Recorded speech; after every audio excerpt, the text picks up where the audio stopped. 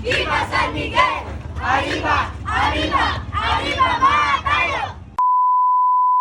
Hi mga mare! For today's video ay nagluto ako ng Bake Mac para makapag-almusal. Kaya aga-aga nga at nakita kong nagtitiklop na ng damit ang mudra ko. Nagprint na rin ako ng mga waybill at maya-maya nga lang ay magre-repack na kami ng mga orders. Pumunta na kami ng tindahan para kami makapag-umpisa na mag-repack. Si Mudra nga yung taga-repack at ako naman ang taga-dikit ng mga waybill. Mare, magda-drop off na nga kami sa warehouse ng masalubong namin tong street dance. Fiesta nga pala kasi ni San Miguel ngayon. Viva! Viva! Viva San Miguel! Arriba! Arriba! Arriba mga tayo!